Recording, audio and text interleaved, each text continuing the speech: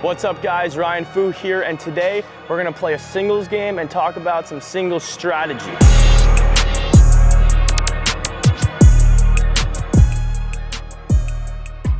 So a couple things that we want to talk about before we get into the singles game is some strategy. So first thing, serve and returns have to be deep. The pace doesn't really matter as much as the depth, right? We want to keep them back and away from approaching the net. Second thing is you do not need to hit the ball at 100% pace. The best players in the world are hitting probably 50 to 60% on most of their drives and then moving to the next spot that they think the ball is going to go. If you're just out there slapping the ball as hard as you can, it's not going to be as consistent as you need to win a full match.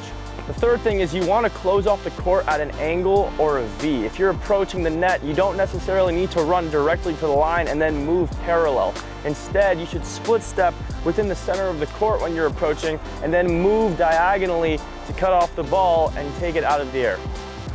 Zero. This is why I don't play singles. That's one. That's one. I'm best rally scoring to 3. See, that was too big of a return right there. Shanked it. Here we go.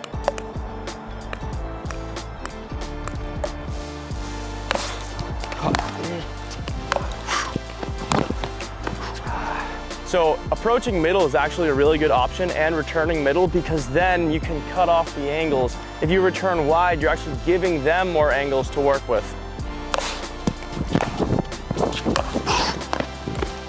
So in that situation, Zach returns deep middle, and I'm just trying to take my backhand and go short up the line so he has to reach there. That's it.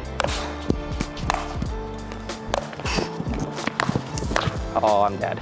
So in that point, I'm approaching to his forehand, and I'm putting 2 hands on the paddle because I'm gonna try and hit with a 2-handed backhand on that next ball that he tries to go down the line to cut off the angle and make him run. Oh no. Big shout out to the sponsor of this video, RPM Pickleball. Use code Ryan15 for 15% off any RPM products. So another important thing is really getting a low base when you're hitting the drive. So after a deep serve, if he pops it up, I'm not just pushing that ball back. I'm gonna really try and go for it with margin, but it's gonna be a lot of acceleration.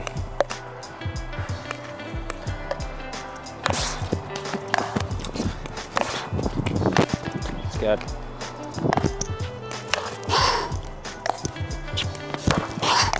Yeah, good shot, Zach.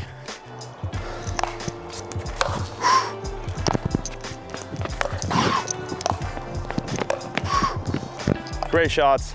Lucky. So Zach has me on the run on that point. I actually hit a really good ball down the line, but I was pretty far back. I try to approach and he hits me with the angle over here, and it's dipping enough that I just can't get there in time. So a really good shot by him.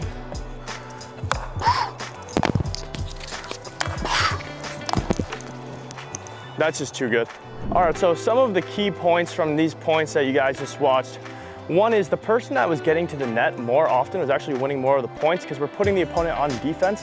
That doesn't mean you want to go in on any ball, but if you get a short ball and you can approach the net, you want to get up there and cut off the angles. Second thing to know is most of the passing shots that we hit were not line drives like we talked about before. They were mostly dipping shots.